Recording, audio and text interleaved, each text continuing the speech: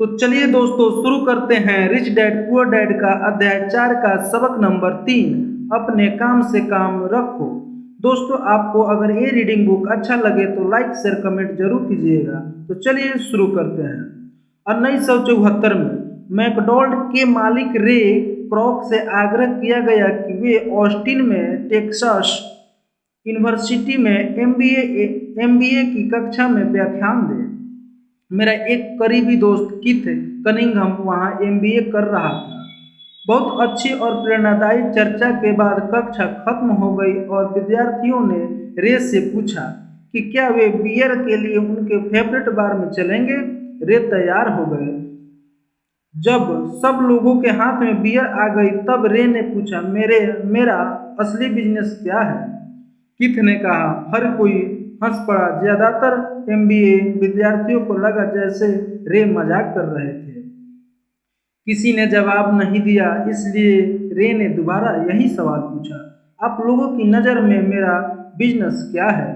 विद्यार्थी दोबारा हंस दिए और आखिरकार एक बहादुर विद्यार्थी ने जोर से कहा, रे दुनिया में ऐसा कौन है जो यह नहीं जानता कि आप हैमबर्गर बिजनेस में हैं। रे हंस दिए। मुझे मालूम था आप लोग यही कहोगे। वे एक पल के लिए रुके और इसके बाद उन्होंने कहा, लेडीज एवं जेंटलमैन, मैं हैमबर्गर बिजनेस में नहीं हूँ। मेरा असली बिजनेस रियल एस्टेट है। किथ ने कहा कि रे ने अपने नज़रिए को समझाने के लिए काफी समय लिया। अपने बिजनेस प्लान में रे जानते थे कि बिजनेस का मूल लक्ष्य हैमबर्गर फ्रेंचाइजी बेचना था, परंतु वे कभी भी हर फ्रेंचाइजी की लोकेशन को नहीं भूले। वे जानते थे कि रियल एस्टेट और इसकी लोकेशन हर फ्रेंचाइजी की सफलता में सबसे महत्वपूर्ण तत्व है। मूलतः वह आदमी जो फ्रेंचाइजी खरीद रहा था और रे क्रॉक के संगठन की फ्रेंचाइजी चेन का सदस्य बनता था, वह भी उस जमीन के लिए पैसे दे रहा था और उसे खरीद रहा था। आज मैकडोनल्ड दुनिया में रियल एस्टेट का सबसे बड़ा अकेला मालिक है, जिसके पास कैथोलिक चर्च से भी ज्यादा रियल एस्टेट है। आज मैं के पास अमेरिका और दुनिया के दूसरे देशों में सबसे कीमती चौराहे और नुक्कड़ है। किथ ने कहा कि यह उसकी जिंदगी का बहुत बड़ा सबक था। आज किथ के पास कार धोने का बिजनेस है, परंतु उसका असली बिजनेस है कार धोने के गैरेज के नीचे का रियल एस्टेट। पिछले अध्याय के अंत में हमने यह बताया था कि ज्यादातर लोग दूसरों के लिए काम करते हैं, बस अपने लिए काम नहीं करते। वे पहले तो कंपनी के मालिकों के लिए काम करते हैं, फिर टैक्स के कारण सरकार के लिए काम करते हैं और आखिरकार बैंक के लिए काम करते हैं जो उनके मॉर्टगेज का मालिक होता है। जब हम छोटे थे तो हमारे आसपास मैकडोनल्ड का कोई फ्रेंचाइजी आउटलेट नहीं था, परंतु मेरे अमीर डैडी ने माइक और मुझे वही सबक सिखा दिया था जो टेक्सास यूनिवर्सिटी में रे क्रॉक ने सिखाया था। यह अमीरों का रहस्य नंबर 3 है। रहस्य है, अपने काम से काम रखो। लोगों की जिंदगी में पैसे की तंगी इसलिए आती है क्योंकि वे अपनी सारी जिंदगी दूसरों के लिए काम करते रहते हैं। कई लोगों के पास तो जिंदगी भर काम करने के बाद भी अपने लिए कुछ नहीं बच पाता। एक बार फिर एक चित्र 1000 शब्दों के बराबर है। यहाँ एक इनकम स्टेटमेंट और बैलेंस शीट का चित्र दिया गया है जो रे क्रॉक की सलाह का सबसे अच्छा उदाहरण है। दोस्तों ये एक छोटी सी चित्र है, आसान है, इसको आगे समझाया गया है। देखिए आगे हम रीडिंग करते हैं, समझ आ जाएगी। तो चलिए शुरू करते हैं। हमारी वर्तमान शिक्षा पद्धति आज के युवाओं में अकादमिक कुशलताएं विकसित कर उन्हें अच्छी नौकरियां दिलाने के लिए तैयार करती है। उनकी जिंदगी उनकी तनख्वाह के चारों तरफ घूमती है, या जैसा पहले बताया जा चुका है, उनकी आमदनी वाले कॉलम के चारों तरफ और ज्यादा अकादमिक कुशलताओं को विकसित करने के बाद वे अपनी व्यावसायिक योग्यताओं को बढ़ाने के लिए और उचित शिक्षा हासिल करते हैं। वे इंजीनियर, वैज्ञानिक, रसोइये, पुलिस अफसर, कलाकार, लेखक इत्यादि बनने के लिए पढ़ाई करते हैं। उनकी व्यावसायिक योग्यताएं उन्हें काम करने और पैसा कमाने का मौका देती है, परंतु ध्यान रहे वे पैसे के लिए काम करते हैं। आपके प्रोफेशन और आपके बिजनेस में बहुत बड़ा अंतर है। मैं अक्सर लोगों से पूछता हूँ, आपका बिजनेस क्या है, और वे कहते हैं मैं एक बैंकर हूँ। फिर मैं उनसे पूछता हूँ कि क्या वे बैंक के मालिक हैं, और सामान्यतः उनका जवाब होता है नहीं, मैं वहाँ काम करता हूँ। इस तरह उन्होंने अपने प्रोफेशन और अपने बिजनेस को एक ही समझ लिया है।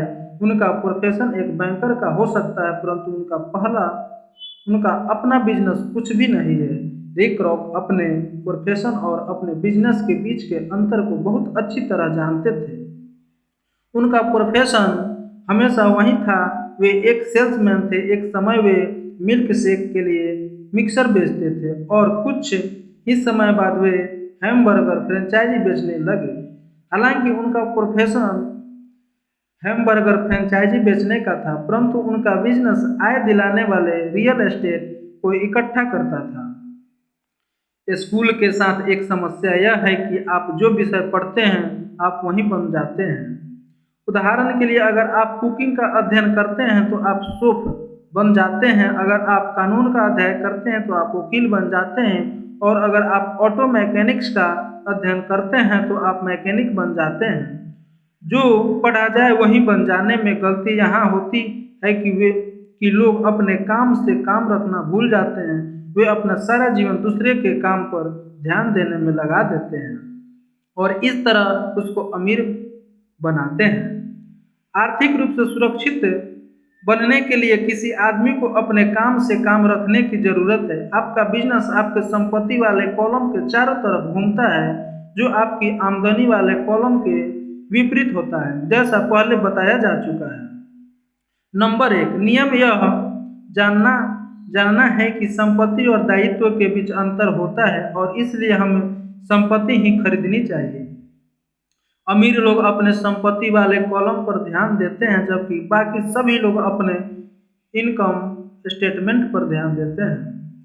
इसलिए हमें यह बहुत सुनने में आता है, मुझे ज़्यादा तनख्वाह की ज़रूरत है, काश कि मुझे प्रमोशन मिल जाए। मैं एक बार फिर स्कूल जाकर कुछ और प्रशिक्षण लेने वाला हूँ ताकि मैं बेहतर नौकरी पा सकूँ।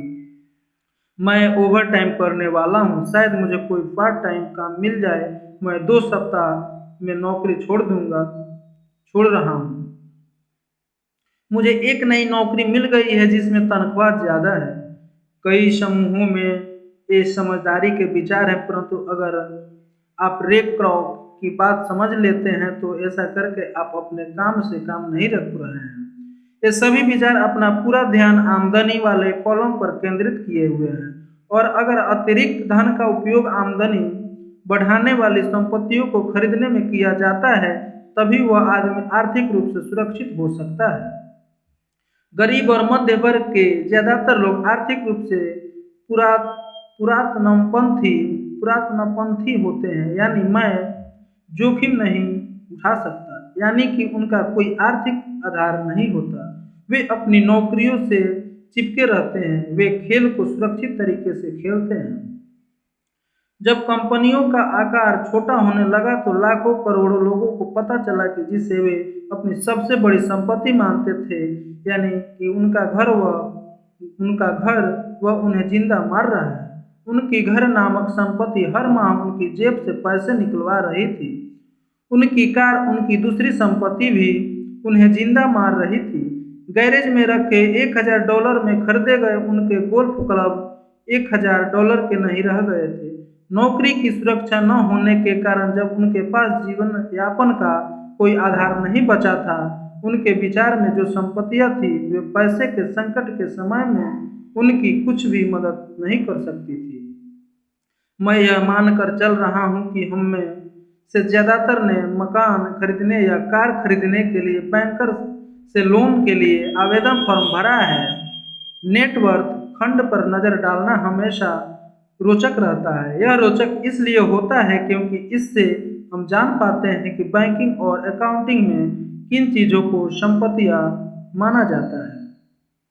एक दिन कर्ज लेने के लिए मेरी माली हालत बहुत अच्छी नहीं लग रही थी, इसलिए मैंने अपने नए गोल्फ क्लब, मेरे आर्ट कलेक्शन, पुस्तकें, स्टीरियो टेलीविज़न, ऑर्नामेंट सूट्स कलाई घड़ियां, जूते और टिगर चीजों को संपत्ति वाले कॉलम में दिखा दिया। मेरे लोन के आवेदन को अस्वीकार कर दिया गया क्योंकि मेरा बहुत ज्यादा निवेश रियल एस्टेट में था। लोन कमेटी को यह पसंद नहीं आया था कि मैं अपार्टमेंट हाउसेस से इतने ज्यादा पैसे कमा रहा था। वे यह जानना चाहते थे कि मेरे पास एक सामान्य नौकरी क्यों नहीं है जिसमें वेतन मिलता हो। उन्होंने मेरे अरमानी सूट्स, गोल्फ क्लब या आर्ट कलेक्शन के बारे में कोई सवाल नहीं किए। जिंदगी कई बार कठिन हो जाती है जब आप स्टैंडर्ड प्रोफाइल में फिट नहीं होते हैं। मैं हर बार चौंक जाता हूं जब मैं किसी को यह कहते हुए सुनता हूं कि उनकी नेटवर्थ $10 लाख है या $1 लाख है या ऐसा ही कोई और आंकड़ा। नेटवर्थ के सटीक न होने का एक खास कारण यह है कि जिस पल आप अपनी संपत्तियों को बेचना शुरू करते हैं, आपको प्राप्तियों पर टैक्स चुकाना पड़ता है। इतने सारे लोग अपने आप को पैसे के गहरे संकट में डाल लेते हैं। जब उनकी आमदनी कम हो जाती है, पैसा जुटाने के लिए वे अपनी संपत्तियां बेचते हैं। पहले तो उनकी व्यक्तिगत संपत्तियां सामान्यतः उस मूल्य से बहुत कम में बिकती है जो उनकी बैलेंस शीट में दिखाया गया है, या अगर संपत्तियों को बेचने से कोई फायदा होता है तो उस पर टैक्स लगा दिया जाता है। तो एक बार फिर सरकार फायदे में से अपना हिस्सा ले लेती है और इस तरह कर्ज से उबरने के लिए जुटाई जाने वाली रकम को कम कर देती है। अपने काम से काम रखना शुरू कर दें, कि दिन की नौकरी को करते रहें परंतु असली संपत्तियों को खरीदना भी शुरू कर दें। परंतु ऐसे दायित्वों या व्यक्तिगत चीजों से बचे जिनकी कीमत एक बार घर लाने पर कम हो जाए। आप जिस क्षण एक नई कार शोरूम से बाहर ले जाते हैं, उसकी कीमत 25% कम हो जाती है। यह सच्ची संपत्ति नहीं है, हालांकि आपके बैंकर भी इसे संपत्ति मानते हैं। मेरा $400 का नया टाइटेनियम ड्राइवर खरीदने के कुछ ही मिनटों बाद $150 मूल्य का हो गया था। वयस्कों के लिए यही सही है कि अपने खर्च कम कर ले, अपने दायित्वों को घटा ले और मेहनत से ठोस संपत्तियों का आधार बना ले। उन युवा लोगों को जिन्होंने अभी घर नहीं छोड़ा है, यह सिखाया जाना चाहिए कि संपत्ति और दायित्व के बीच क्या फर्क होता है। घर छोड़ने से पहले ही उन्हें संपत्ति वाले कॉलम को बनाने की प्रेरणा दी जानी चाहिए। इसके पहले कि वे घर छोड़े, शादी करे, घर खरीदे, बच्चा पैदा करे, खतरनाक आर्थिक स्थिति में फंसे, नौकरी को कस कर पकड़े रहें और हर चीज को उधार खरीदे। मैं बहुत सारे युवा दंपतियों को देखता हूँ जो शादी कर लेते हैं और अपने आप को एक ऐसे जाल में फंसा लेते हैं जिससे वे अपनी नौकरी के बहुत सालों तक खर्च से बाहर नहीं निकल पाते हैं। खर्च से बाहर नहीं निकल पाते हैं। जब आखिरी बच्चा घर छोड़कर चला जाता है, तब ज्यादातर लोगों को यह एहसास होता है कि उन्होंने रिटायरमेंट की पर्याप्त तैयारी नहीं की है और वे थोड़ा पैसा अलग रखना शुरू कर देते हैं। फिर उनके अपने मम्मी डैडी बीमार हो जाते हैं और उन पर नई जिम्मेदारियां आ जाती है। तो मैं आपको या आपके बच्चों को किस तरह की संपत्तियों के संग्रह की प्रेरणा दे रहा हूँ। मेरे दुनिया में असली संपत्तियां कई तरह की होती है। फर्स्ट नंबर, ऐसे बिजनेस जिनमें मेरे होने की जरूरत न हो। मैं उनका मालिक जरूर हूँ परंतु उन्हें दूसरे लोग चलाते हैं। अगर मुझे वहाँ काम करना पड़े तो यह बिजनेस नहीं होगा, यह मेरी नौकरी होगी। सेकंड नंबर है स्टॉक। तीसरा नंबर है बॉन्ड। चार नंबर है म्यूचुअल फंड। 5 पॉइंट आमदनी देने वाला real estate. 6 number point notes IOU। 7 number points बौद्धिक संपदा जैसे संगीत, पटकथा, पेटेंट इत्यादि से मिलने वाली रॉयल्टी। पॉइंट नंबर 8 है और ऐसी हर चीज जो कीमती है, जो आमदनी देती है और जिसका मूल्य बढ़ जाता है और जिसका बाजार तैयार होता है। जब मैं एक छोटा बच्चा था तो मेरे पढ़े लिखे डैडी ने मुझे एक सुरक्षित नौकरी ढूंढने की सलाह दी। दूसरी तरफ मेरे अमीर डैडी ने मुझे ऐसी संपत्तियों को इकट्ठा करने की सलाह दी जिन्हें मैं पसंद करता था। अगर तुम इन्हें पसंद नहीं करते होगे तो तुम इनका ध्यान नहीं रख पाओगे। मैं रियल एस्टेट इसलिए इकट्ठा करता हूँ क्योंकि मुझे इमारतों और ज़मीन से प्यार है। मैं उनके लिए शॉपिंग करना भी पसंद करता हूँ। मैं सारा दिन उनको निहार सकता हूँ। जब समस्याएं आती हैं तो समस्याएं उतनी बुरी नहीं होती कि उनके कारण रियल एस्टेट के लिए मेरा प्यार कम हो जाए। ऐसे लोग जो रियल एस्टेट से नफरत करते हैं उन्हें इसे नहीं खरीदना चाहिए। मुझे छोटी कंपनियों के स्टॉक से भी प्रेम है, खासकर नई कंपनियों के स्टॉक से। इसका कारण यह है कि मैं इंटरप्रेन्योर हूँ, न कि कोई कॉरपोरेट व्यक्ति। मेरे शुरुआती सालों में मैं बड़े संगठनों में काम कर चुका हूँ, जैसे कैलिफोर्निया के स्टैंडर्ड में, यूएस मॉरिन कॉपर्स और जेरॉक्स कॉरपोरेशन में। मैंने इन संगठनों में बिताए समय का मजा लिया है और मेरे पास कई सुखद यादें हैं, परंतु भीतर से मैं कंपनी में काम करने वाला आदमी नहीं हूँ। मुझे कंपनी शुरू करना अच्छा लगता है, परंतु उन्हें चलाना मुझे उतना अच्छा नहीं लगता। इसलिए मैं जो शेयर खरीदता हूँ वे भी सामान्यतः छोटी कंपनियों के होते हैं और कई बार तो मैं कंपनी शुरू करता हूँ और उसे सार्वजनिक बना देता हूँ। नए स्टॉक के शेयर में किस्मत चमक रख सकती है और मुझे यह खेल पसंद है। कई लोग कम पूंजी वाली संपत्ति कंपनियों से डरते हैं और उन्हें खतरनाक कहते हैं और वे खतरनाक हैं भी, परंतु खतरा हमेशा कम हो जाता है अगर आप निवेश से प्रेम करते हैं, उसे समझते हैं और खेल को अच्छी तरह से जानते हैं। छोटी कंपनियों के साथ मेरी रणनीति यह होती है कि एक साल में अपने शेयर बेच दिए जाएं।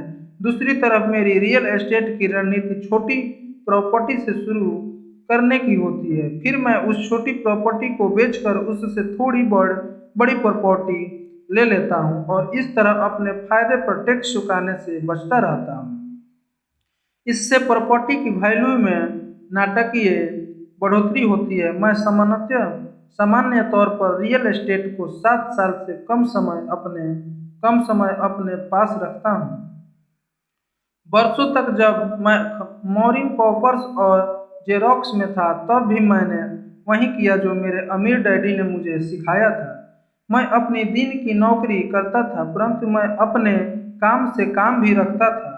मैं अपनी संपत्ति वाले कॉलम में कुछ न कुछ करता रहता था। मैं रियल एस्टेट और छोटे स्टॉक्स की पर पर खरीद फरोख्त भी करता था। अमीर डैडी ने हमेशा पैसे की समझ के महत्व पर जोर दिया था।